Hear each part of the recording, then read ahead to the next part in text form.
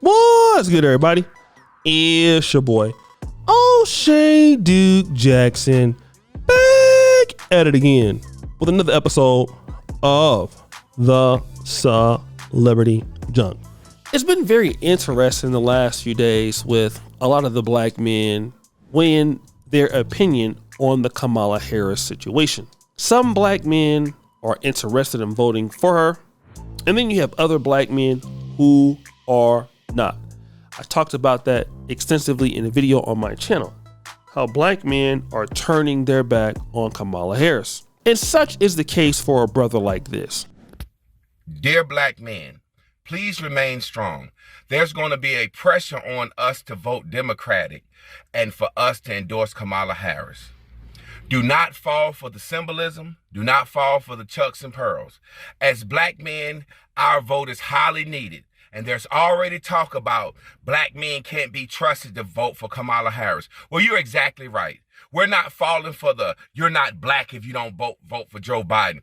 We're going to logically make an informed decision. Kamala Harris has already went on record saying she would not pass any bills or laws that would directly benefit African Americans. So black men, let's be very careful. Let's be able to deal with the criticism. Let's be able to deal with being called sellouts. Let's be able to deal with being called racist.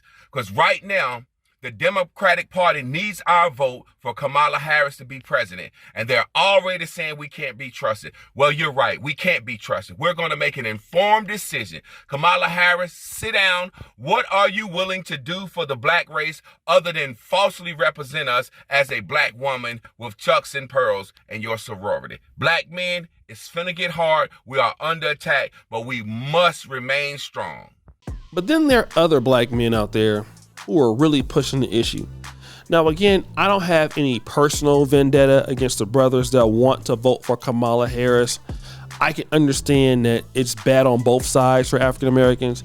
I can get it, right? I'm not here to judge the brothers. Tariq Nasheed shared a tweet from this brother who really posted a long soliloquy about why he is voting for Kamala Harris. Now, this is a brother called the BNB Empower Network.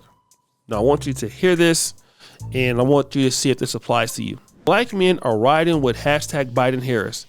Hashtag black men leaders and allies of support for Biden Harris. We as black men and leaders in our communities who choose democracy over fascism recognize our critical voices in the conversation about the future of our nation. Too often society says that black men don't show up or we are not engaged. It couldn't be further from the truth. From Vote to Live to Cairo's Democracy Project to Democracy in Action, we speaking the truth to our neighbors. Black men are riding with Biden. We as black men won't be signed in 2024. President Joe Biden and Vice President Kamala Harris continue to provide positive, transformational, and inspirational benefits to the lives of black men, even if the policy doesn't explicitly say black men. Now, this is very important. Joe Biden, Kamala Harris provide positive, transformational, and inspirational benefits to the lives of black men, even if the policy doesn't say that. Now, what other minority group would say that? Let's just say, for example, we change that and say we as Asian men won't be signed 2024.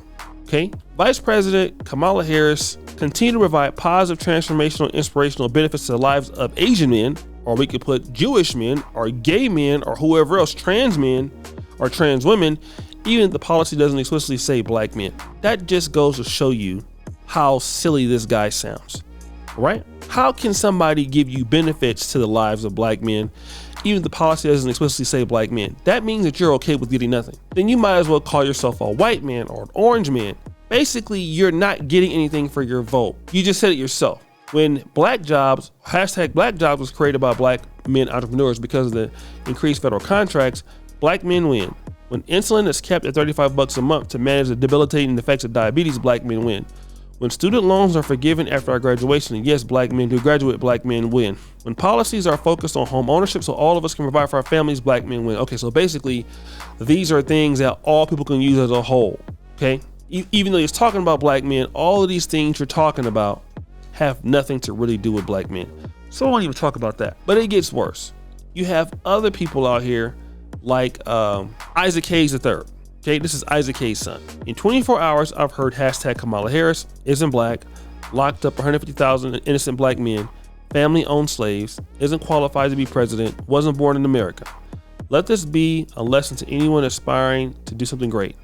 No matter be it the truth, people will lie and hate on you. It's part of the journey. Keep going. Then then somebody comes, lay your edges be.